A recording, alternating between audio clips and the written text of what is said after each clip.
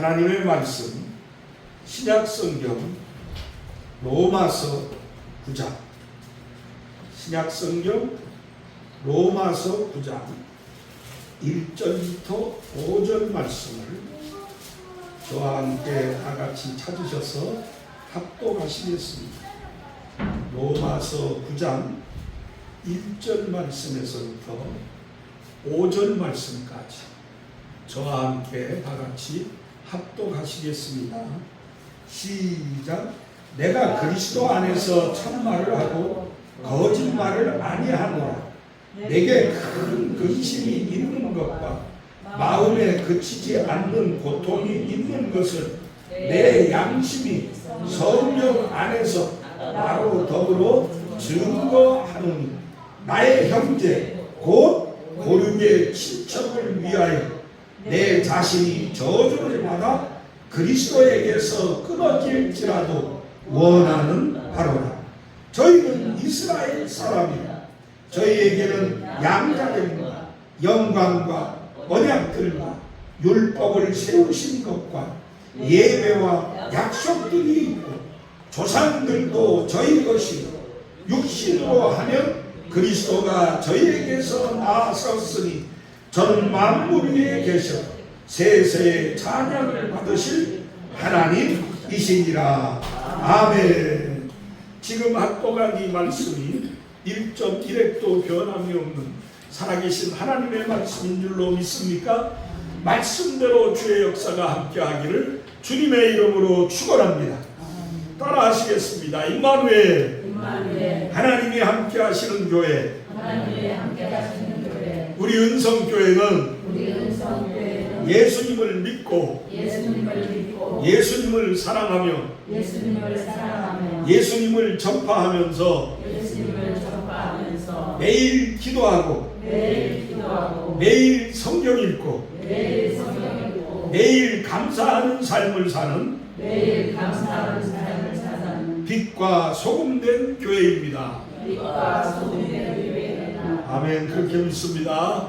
옆에 분 앞뒤 분에게 주님의 큰 복 빌어주시고 서로 인사하시고 환영하시고 문안하시며 하나님께 영광 돌리시기를 바랍니다. 여러분들의 빈복이 여러분들에게 돌아올 줄로 믿습니다.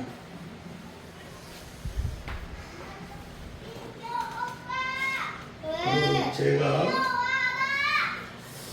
찬송가 419장을 적으로 하나님께 영광 돌립니다.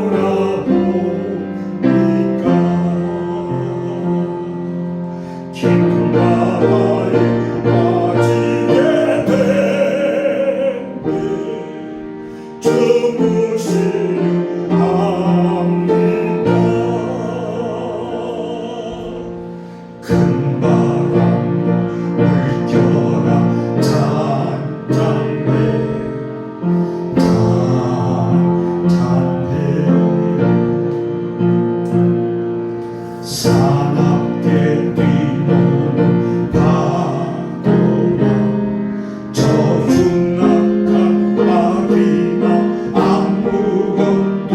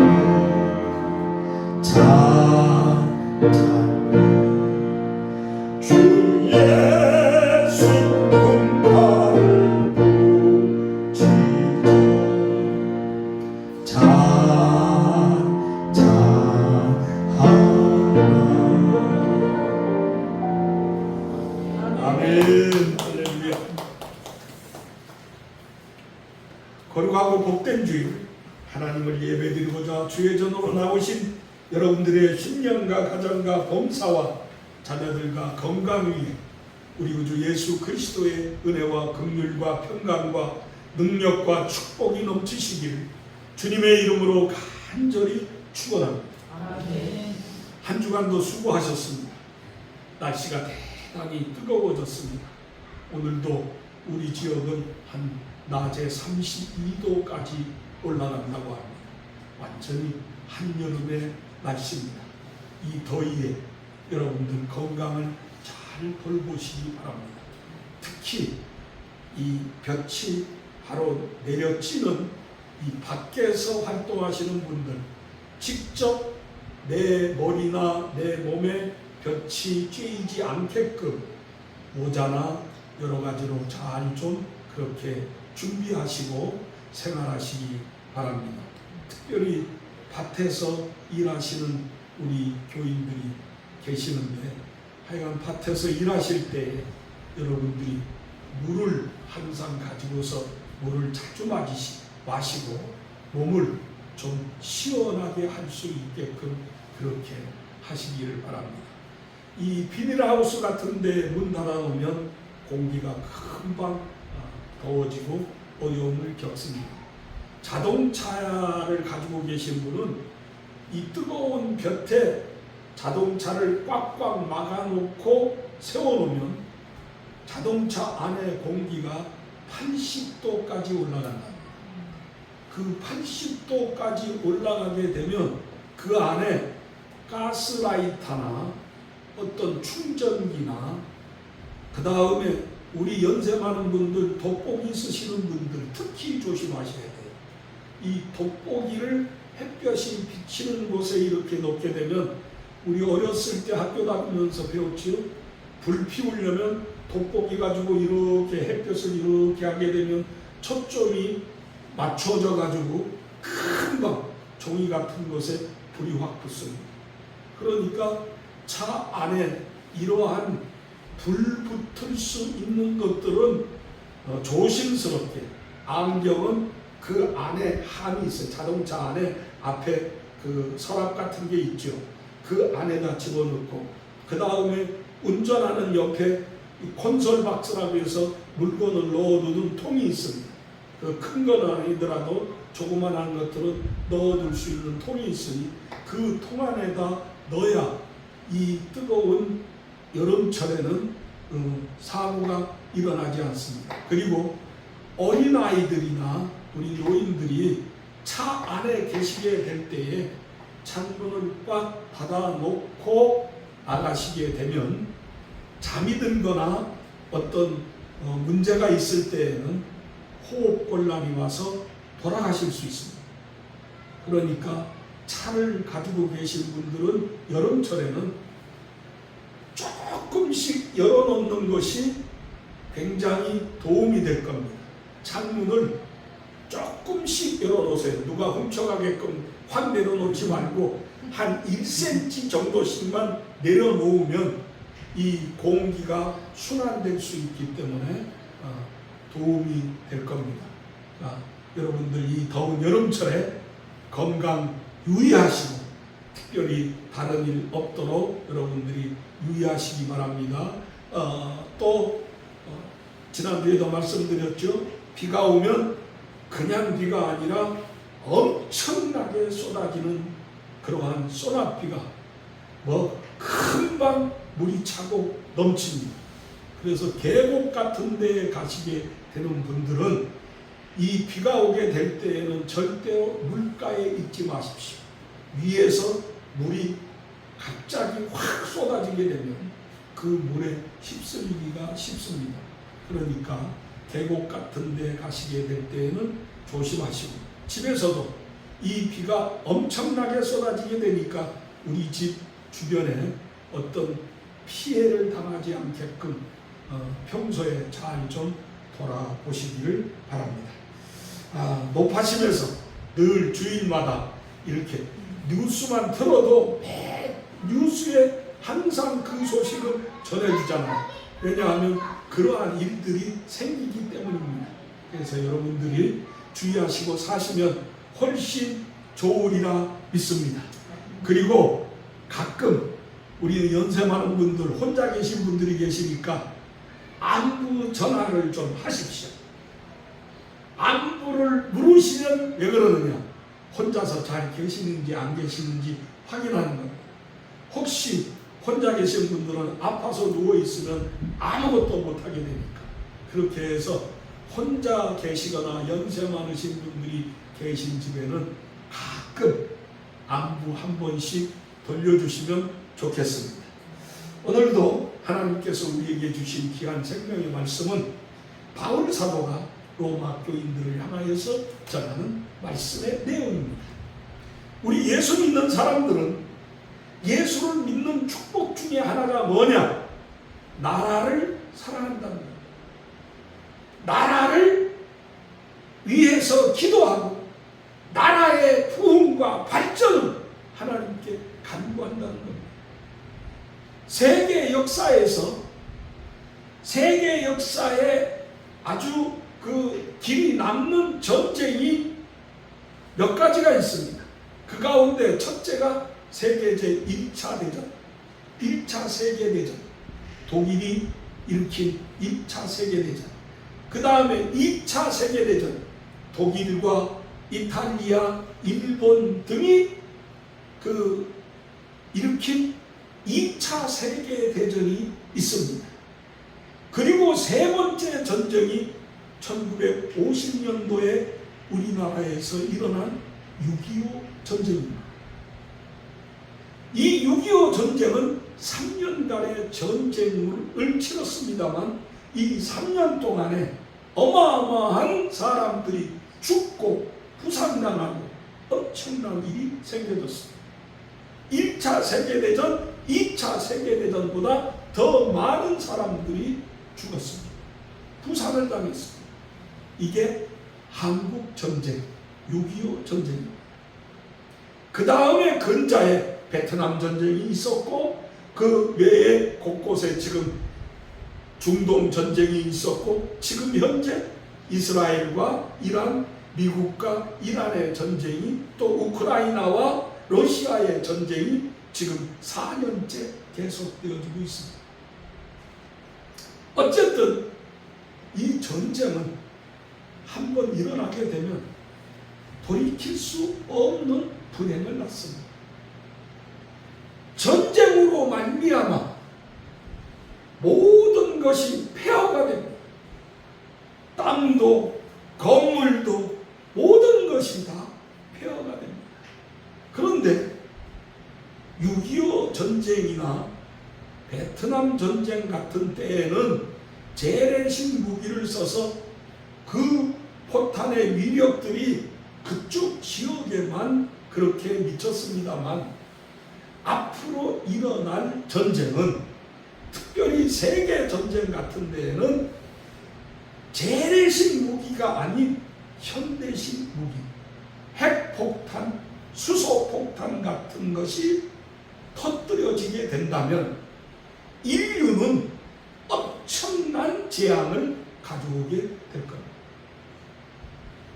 우리가 역사 속에서 핵폭탄의 위력을 일본 히로시마에 2발 떨어진 것으로 인해서 그 세계 침략을 꿈꾸던 일본이 하루아침에 핵폭탄 2개로 무조건 항복했습니다. 일본이 무조건 항복했습니다. 이 핵폭탄의 위력이 얼마나 어마무시한 것인가를 우리는 알아야 됩니다. 6.25 전쟁 말기에 사실은 미국에서 핵폭탄을 사용할까 하는 그러한 생각도 했었다고 합니다. 그러나 핵폭탄이 터뜨려지지 않은 것은 너무너무 감사합니다. 이 핵폭탄은요, 터지게 되면 그 주변에 있던 사람들은 형체도 없이 타버리고 녹아버립니다.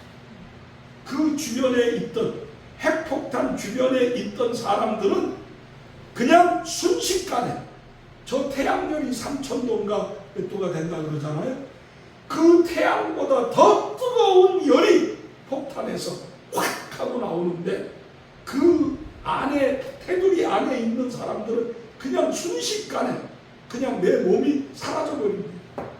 타버리고 그냥 녹아버리고 없어져 버린다.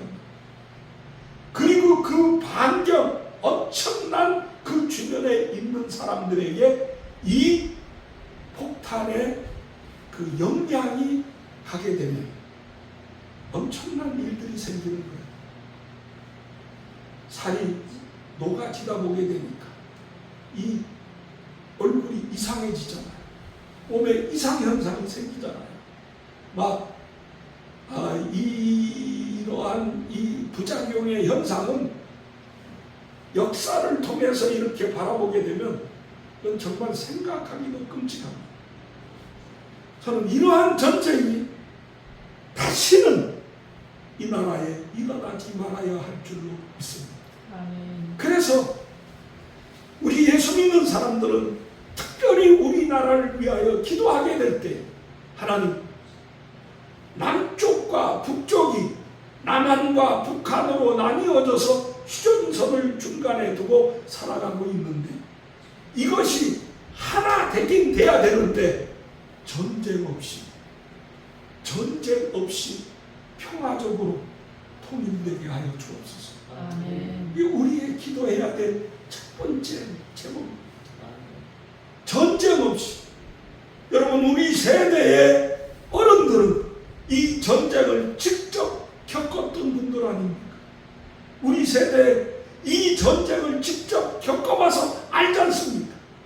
핵무기가 쓰지 않은 재래식 전쟁이었음에도 불구하고 얼마나 많은 과부들이 생겼고 얼마나 많은 고아들이 생겼고 얼마나 많은 가난한 사람들이 생겼습니다. 저는 지금도 생각됩니다. 50년대, 60년대에 우리나라의 길거리에만 나가기만 하면 왜 그렇게 거지가 많았습니까? 여러분 기억하십니까? 라디오, TV 나오기 전에 라디오나 어떤 뉴스가 나오게 될 때에 굶어 죽은 사람들의 뉴스가 거의 매일 나오다시피 했습니다. 거의 매일. 이게 왜 그러느냐? 전쟁의 여파입니다. 전쟁의 여파. 전쟁 때문에 세계 최대의 해외로 입양하는 고아 수출국이 되었었습니다.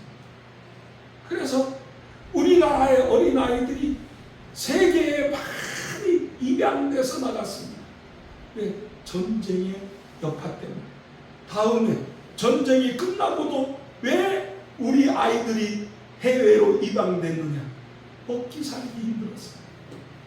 도저히 먹기가 힘드니까 입 하나 덜으려고 입양 보낸 아이들이 얼마나 많았습니까? 지금도 가끔 가다가 입양 아들이 고국에 와서 내 부모를 찾는, 내 가족 친척을 찾는 그러한 일들을 보게 될 때마다 다시는 이 땅에 이 전쟁의 비극이 생겨서는 안 되겠다. 6.25 전쟁이 끝나고 남북한이 지금 서로 나뉘어진 상태에 남한에서 살고 있는 이북 사람들이 1,000만 명이라고 합니다. 남한에서 살고 있는 이북에서 피난 나온 사람들이 1,000만 명. 엄청난 숫자 아닙니까? 이걸 우리는 지난번 KBS에서 이산가족 찾기 운동을 하게 될 때에 맨날 며칠 얼마나 울면서 바라봤었습니까? 잃어버린 가족들, 잃어버린 형제들, 잃어버린 친척들 찾는 그러한 것이 너무너무 많았어요. KBS 안팎으로 그냥 그 찾는 사람들에 대한 이름, 주소, 특징 그런 것이 막 날려 있었어요. 여러분, 이게 전쟁의 여파입니다. 그렇기 때문에 저는 어떤 분들이 그럽니다. 이럴 바에는 전쟁이라도 한번 확 일어나서 어떻게 했으면 좋겠다고 그러는데 무서운 얘기예요. 전쟁은 다시는 일어나서는 안 됩니다. 우리나라에 다시 또 전쟁이 일어난다면 우리나라는 완전히 망할 겁니다. 다시 일어서지 못할 겁니다.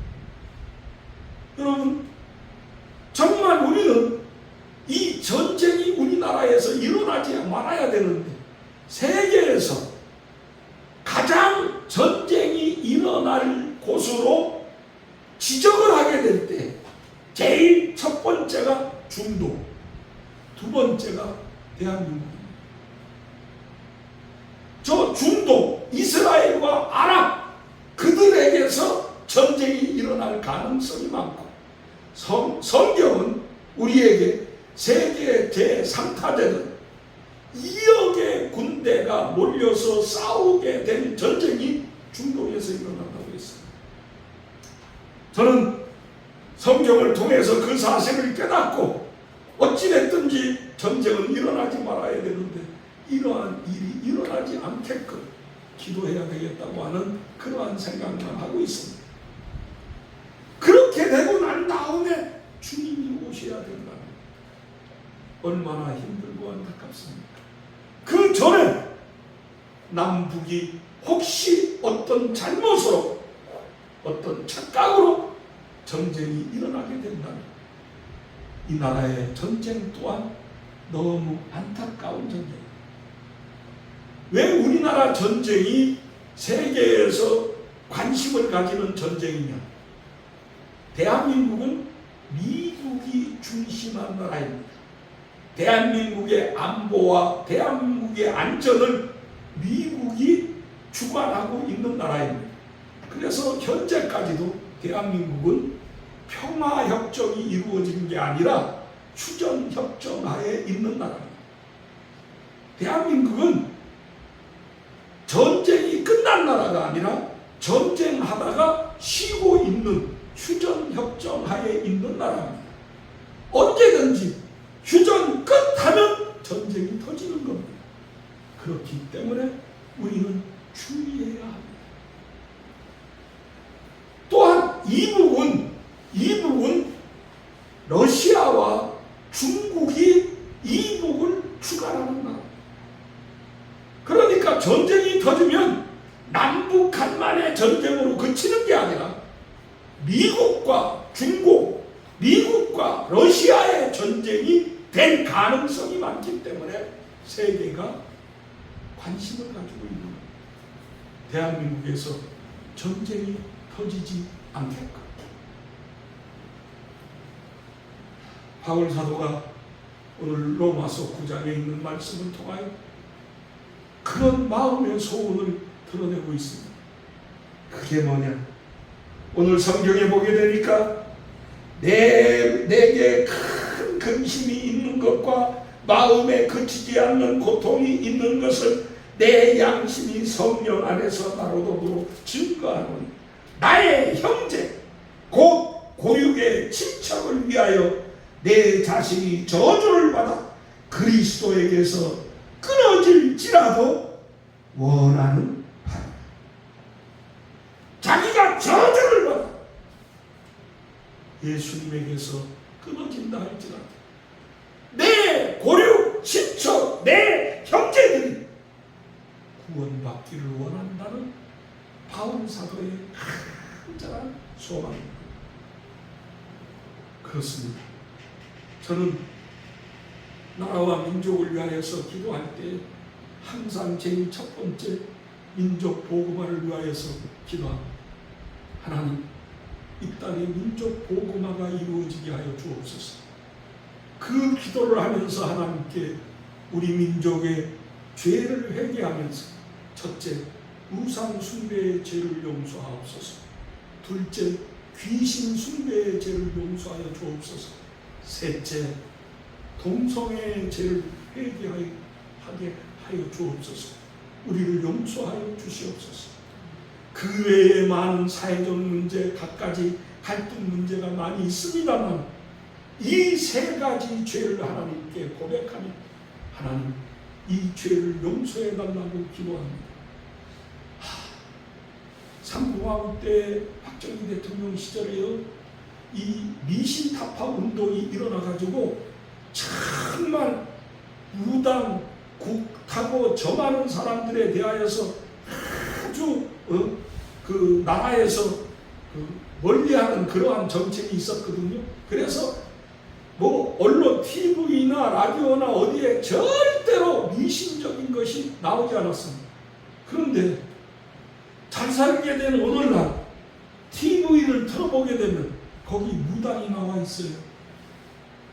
곳곳에 무당들이 나와서 운세를 봐준다고 그러고 점을 쳐준다고 결혼할 쌍인지 아닌지, 사업이 잘 될 쌍인지 망할 쌍인지, 뭐 자녀가 성공할 쌍인지 실패할 쌍인지, 정치하는 사람들이 선거에 당선될 쌍인지 떨어질 쌍인지, 그걸 미신, 귀신들에게 가서 물어보고 있지 않습니까? 나는 이게요, 정말 너무 답답합니다. 하나님, 이 땅에 하나님이 가장 싫어하는 것, 나 외에 다른 신이 내게 있게 하지 말지, 그것들에게 절하지 말며 그것들을 섬기지 말라고 하나님이 말씀하시면서 내가 이 죄의 대가를 정말 후손에게까지 이르게 하신다고 하는 그런 말씀을 하셨음에도 불구하고 오늘날 이 귀신 섬기는 일들이 우리나라에서 점점 늘어나는 것 같아 안타깝습니다. 가끔 시내버스를 타게 되면 시내버스 의자 이렇게 끼워있는 기대는 기대는 그 좌석에 광고가 이렇게 써 있는 것을 보게 되는데, 그때 점치는 사람의 내용이 나오는데 그 점치는 사람이 운세를 봐준다고 하면서 점치는 사람의 이야기 중에 하나는 교인도 환영, 교인도 환영. 그러니까 교인도 점치러 다닌다는 얘기 아니겠어요? 이게 뭔가 잘못됐잖아. 우리가 전능하신 하나님을 믿으니 우리는 반드시 하나님 살아계심을 깨닫고 하나님이 원치 아니하는, 하나님 싫어하는, 하나님 화를 돋구는 일을 하지 말자. 이스라엘 백성들이 언제 전쟁에 빠졌느냐? 우상 숭배에 빠질 때입니다. 저들이 하나님을 버리고 우상 숭배에 빠지니까 하나님께서 진노하여 그들을 전쟁으로 이끌었던 것을 보게 됩니다. 이 나라에 다시는 전쟁이 일어나지 않으려면 이 우상 숭배의 죄, 귀신 숭배의 죄, 이것에서 돌아서야 할 줄로 믿습니다. 우리는 이 일을 위해 기도해야 됩니다. 예수 믿는 사람은 나 혼자 잘되고 나 혼자 구원받고 나 혼자 복받고 나 혼자 뭐 괜찮은 것, 그러한 삶을 추구하는 사람들이 아닙니다. 그거는 세상 사람들이 하는 거죠. 우리 예수 믿는 사람들은 나만이 아니라 우리 모두를 위한 그러한 마음을 가지고 그러한 것을 끌어안고 하나님 앞에서 기도하며 살아야 될 줄로 믿습니다. 내가 비록 큰 애국자는 아니고 큰 잘난 사람은 아니더라도 이건 소소하게 하나님 앞에서 내가 할 수 있는 일이잖아. 하나님, 이 나라를 사랑해 주시고 이 백성을 사랑하여 주소서. 저 우상 숭배의 죄, 귀신 숭배의 죄, 동성애의 죄에서 회개하게 하여 주옵소서.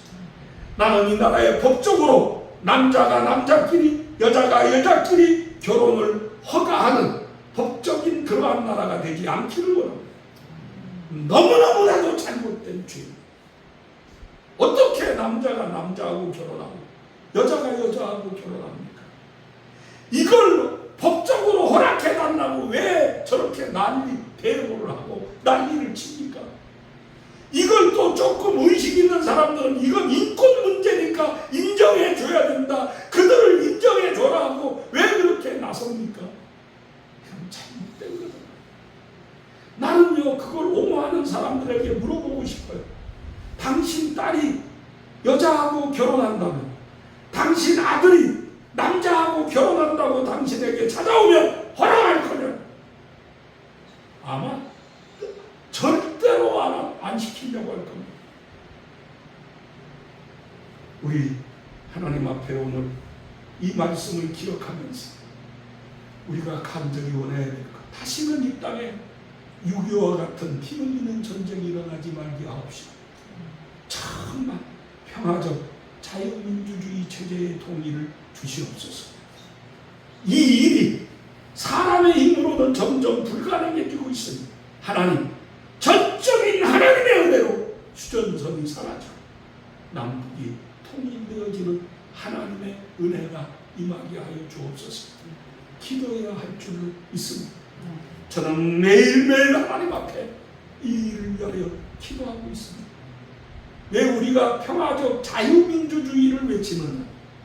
이북도요 민주주의 나라입니다. 그게 뭐라 그럽니까? 이북이 그 나라의 국호를 뭐라고 졌느냐 하면요. 아이고 갑자기 생각이 안 나는데 무슨 민주공화국이죠? 조선민주주의 인민공화국.